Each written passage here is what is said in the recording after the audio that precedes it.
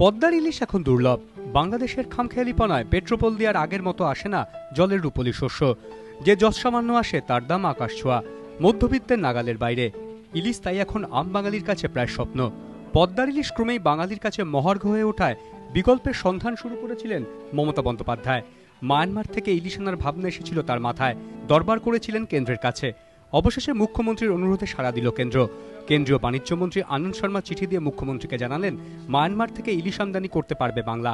চিঠিতে তিনি জানিয়েছেন, ইন্দো আসিয়ান মুক্ত বাণিজ্যিক চুক্তি অনুযায়ী মায়ানমার থেকে কোনো ধরনের রপ্তানি শুল্ক ছাড়াই ইলিশ আমদানি করতে পারবে পশ্চিমবঙ্গ। ইলিশ ছাড়া অন্যান্য মাছের ক্ষেত্রেও এই ছাড় প্রযোজ্য হবে। এর আগে ওপার বাংলা থেকে ইলিশের আমদানি কমে যাওয়ায় হস্তক্ষেপ করেছিলেন মুখ্যমন্ত্রী, কেন্দ্রের কাছে আর্জি জানিয়েছিলেন।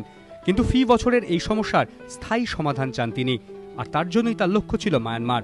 হয়তো বাঙালি জীবনে নয়া অধ্যায় পদ্মা নয়, রসনা স্রোতে যুক্ত হবে ইরাবতী। তবে স্বাদে বা ঘ্রাণে পদ্মার ইলিশের সঙ্গে ইরাবতী হয়তো পাল্লা দিতে পারবে না ঠিকই, কিন্তু দুধের স্বাদ অন্তত ঘোলে মিটবে। আশাবুল হোসেন, দীপক ঘোষ, এবিপি আনন্দ, কলকাতা।